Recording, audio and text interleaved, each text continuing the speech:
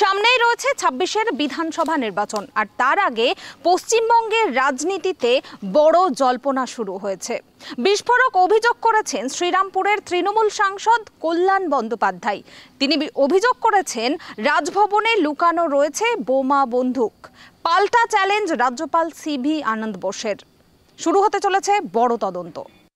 সামনেই বিধানসভা নির্বাচন, এমন সময় শাসক দলের সাংসদ কল্যাণ বন্দ্যোপাধ্যায়ের মন্তব্য ঘিরে তীব্র রাজনৈতিক উত্তাপ ছড়ালো রাজ্যে।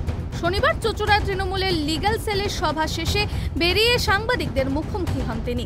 সেখানেই রাজভবনের অন্দরে বোমা বন্দুক মজুদ থাকার চাঞ্চল্যকর অভিযোগ আনেন শ্রীরামপুরের সাংসদ। শুধু তাই নয়, রাজভবন থেকেই নাকি বিজেপির গুন্ডাদের হাতে অস্ত্র তুলে দেওয়া হচ্ছে বলেই তার দাবি। রাজ্যপাল সিভি আনন্দ বোস সম্প্রতি মন্তব্য করেছিলেন, বাংলায় ভোট হওয়া উচিত ব্যালটে, বুলেটে নয়। এই মন্তব্যেই ক্ষুব্ধ হন কল্যাণ এবং রাজ্যপালকে নিশানা করে বলেন, রাজভবনে অপরাধীদের আশ্রয় দিচ্ছেন, সবাইকে বন্দুক বোমা বিলি করছেন।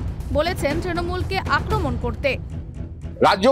রাজ্যপালকে আগে বলুন যে রাজ্যপালের ভবনে যেন বিজেপির সমস্ত ক্রিমিনালদের যেন রাজভবনে না রাখে।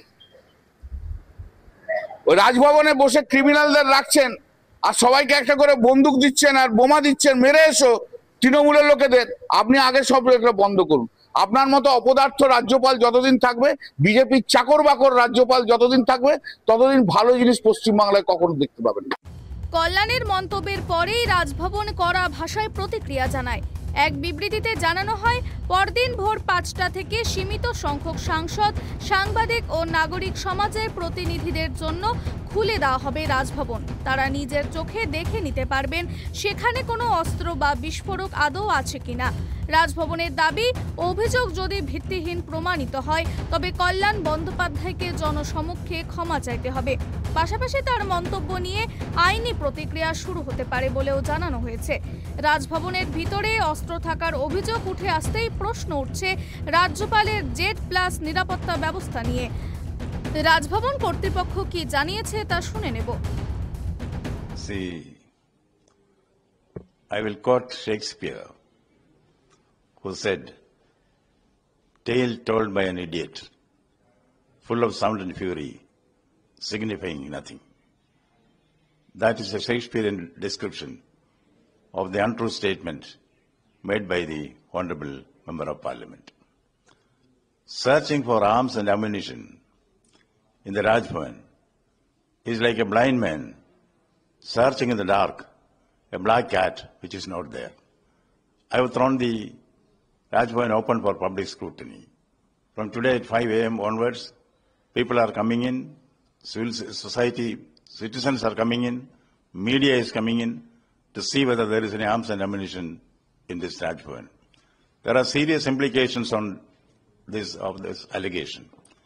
Rajbhavan is protected or secured under the security charge of the Calcutta police.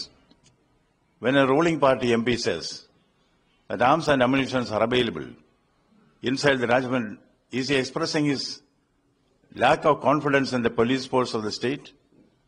Does it show any kind of inner party politics? To say that arms and ammunition have been smuggled into the Rajbhavan is to say that the Calcutta police is conniving with that. This is not what is expected of a ruling party MP. যদি সত্যি কেউ ভেতরে অস্ত্র প্রবেশ করাতে পারে তাহলে তা রাজ্যপালের নিরাপত্তার বড়সড় হুমকি। তাই অবিলম্বে তদন্তের দাবি জানানো হয়েছে।